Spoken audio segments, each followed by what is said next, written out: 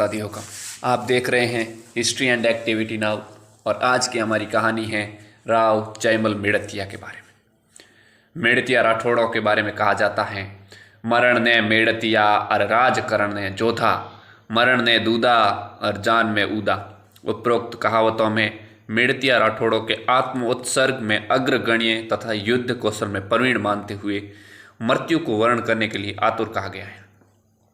मेड़तिया राठौड़ों ने शौर्य और बलिदान के एक से एक कीर्तिमान स्थापित किए और इनमें राव जयमल का नाम सर्वाधिक प्रसिद्ध है। कर्नल जेम्स टॉड की राजस्थान के प्रत्येक राज्य में थर्मापोली जैसे युद्ध और लियोनार्डास जैसे योद्धा होने की बात स्वीकार करते हुए इन सब में श्रेष्ठ दिखलाई पड़ता है। जिस जोधपुर के मालदेव से जयमल को लगभग 11 युद्ध लड़ने पड़े, वह सैनिक शक्ति से जयमल से 10 गुना अधिक था और उसका दूसरा विरोधी अकबर एशिया का सर्वाधिक शक्तिशाली व्यक्ति था।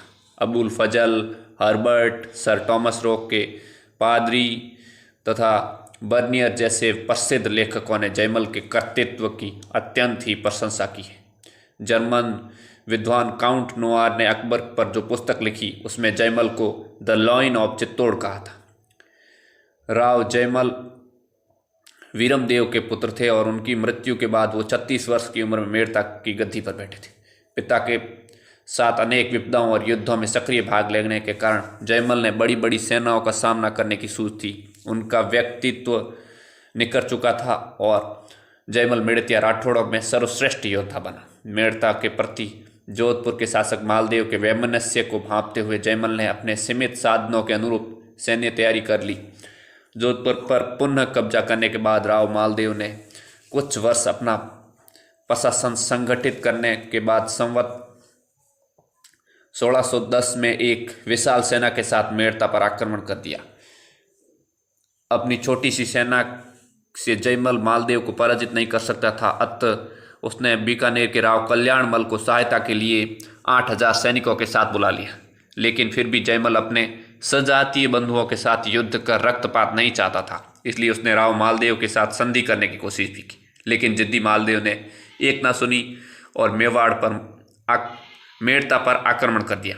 पूर्णतया सचेत वीर जयमल ने अपनी छोटी सी सेना के सहारे जोधपुर की विशाल सेना को भयंकर टक्कर देकर पीछे हटने पर मजबूर कर दिया। स्वयं मालदेव को युद्ध से खिसकना पड़ा। युद्ध समाप्ति के बाद जयमल ने मालदेव से सीने हुए निशान मालदेव को राठौड़ वंश का सिरमौर, उसकी मान व प्रतिष्ठा का ध्यान रखते हुए वापस लौटा ली। मालदेव पर विजय के बाद जयमल ने मेड़ता में अनेक सुंदर महलों का निर्माण कराया और क्षेत्र में विकास कार्य किए। लेकिन इस विजय से जोधपुर और मेड़ता के बीच विरोध की गहरी खाई पड़ चुकी थी और बदले की आग में झुलसते मालदेव ने मौका देखकर हमला कर मेड़ता को अधिकार में कर लिया। उस समय जयमल की सेना हाजिका के साथ युद्ध में शत थी और उसके खास योद्धा बीकानेर, मेवाड़ और शेखावटी की ओर गए हुए थे। इसी गुप्त सूचना का फायदा मालदेव ने जयमल को परास्त करने में उठाया। मेड़ता पर अधिकार कर मालदेव ने मेड़ता के सभी महलों को तोड़ फोड़ कर नष्ट कर दिया और वहां मूलों की खेती कराई। आधा मेड़ता अपने पास रखते हुए आधा मेड़ता मालदेव के भाई जयमल के भाई जगमाल, जो कि मालदेव के पक्ष में था, उसको दे दिया। मेड़ता छूटने के बाद जयमल मेवाड़ चला गया, जहां महाराणा उदय सिंह ने उसे बदनौर की जागीर दी। लेकिन वहां भी मालदेव ने अचानक हमला कर दिया और जयमल द्वारा शौर्यपूर्ण सामना करने के बावजूद मालदेव की विशाल सेना निर्णायक हुई और जयमल को बदनौर भी छोड़ना पड़ा। अनेक वर्षों तक इतनी छोटी की सेना के साथ जोधपुर की विशाल सेना का मुकाबले करते हुए जयमल ये समझ चुका था कि बिना किसी शक्तिशाली समर्थक के वो मालदेव का पीछा नहीं छोड़ा सकता। इस हेतु मजबूर होकर उसने अकबर के साथ संपर्क किया, जो अपने पिता हुमायूं के साथ मालदेव द्वारा किए गए विश्वासघात से खिन्न था। और अकबर राजस्थान में उस समय सर्वाधिक शक्तिशाली शासक मालदेव को हराना भी जरूरी समझता था। जयमल ने अकबर की सेना की सहायता से पुनः मेड़ता पर कब्जा किया और मालदेव के निधन के बाद जयमल को लगा कि उसकी समस्याएं समाप्त हो गई है। लेकिन अकबर की सेना से बागी हुए शरीफुद्दीन को जयमल द्वारा आश्रय देने के कारण अकबर और जयमल की फिर दुश्मनी हो गई और अकबर ने एक विशाल सेना मेड़ता पर हमले के लिए रवाना कर दी। अनगिनत युद्धों में अनेक प्रकार की क्षति और अनगिनत घर उजड़ चुके थे और जयमल जनता को और उजड़ देना नहीं चाहता था। इसी बात को मद्देनजर रखते हुए जयमल ने अकबर के मनसबदार हुसैन कुली खां को मेड़ता शांतिपूर्वक सौंप दिया।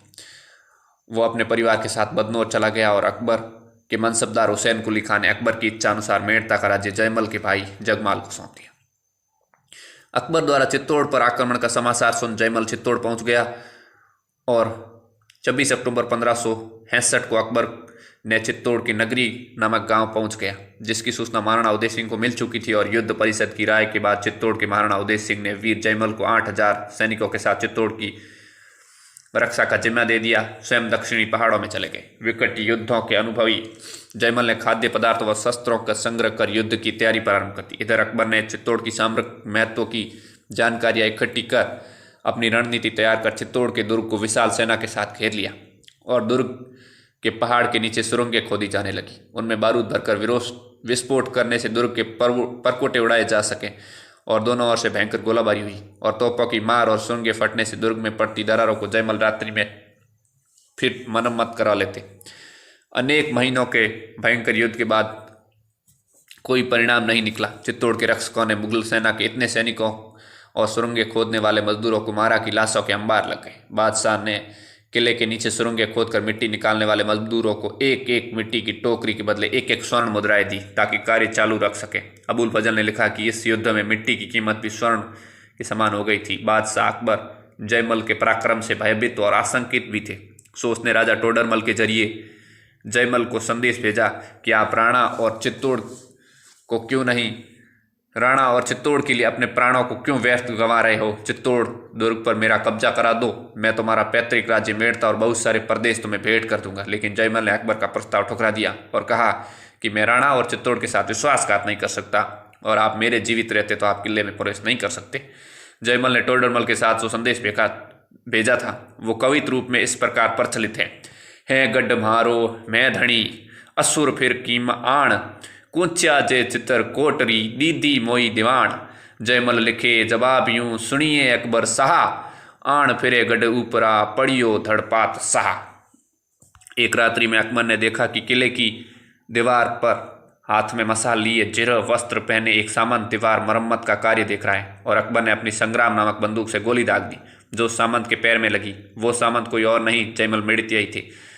थोड़ी ही देर में किले में अग्नि की ज्वालाएं दिखने लगी जो जौहर की ज्वालाएं थी। जयमल की जांग में गोली लगने से उसका चलना दुभर हो चुका था और उसके घायल होने से किले में हाहाकार मच गया। अतः साथी सरदारों ने जौहर का सुझाव दिया और साका करने का निर्णय लिया। जौहर की क्रिया संपन्न होने के बाद घायल जयमल कल्ला राठौड़ के कंधे पर बैठकर रणछंडी का आह्वान करने किले से बाहर निकल पड़े।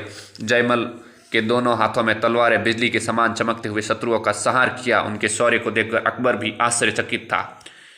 इस प्रकार यह वीर चित्तौड़ की रक्षा करते हुए दुर्ग की हनुमान पौल व भैरव पौल के बीच लड़ते हुए वीर गति को प्राप्त हुआ, जहां उसकी याद में आज भी स्मारक बना हुआ है। इस युद्ध में वीर जयमल और पत्ता सिसोदिया की वीरता ने अकबर के हृदय में ऐसी अमिट छाप छोड़ी कि अकबर ने दोनों वीरों की हाथी पर सवार पत्थर की विशाल मूर्तियां बनाई, जिसका कई विदेशी पर्यटकों ने अपने लेखों में उल्लेख किया है। यह भी प्रसिद्ध है कि अकबर द्वारा स्थापित इन दोनों मूर्तियों के नीचे निम्न दोहा अंकित था। जयमल बढ़ता जीवणे पत्तो बाएं पास हिंदू चढ़िया हाथियां जसी चढ़ियो जटा जस आकाश। हिंदू मुस्लिम अंग्रेज फ्रांसीसी जर्मन पुर्तगाली आदि अनेक इतिहासकारों ने जयमल के अनुपम शौर्य का वर्णन किया है। इसी के साथ मैं अपनी कहानी समाप्त करता हूँ। धन्यवाद।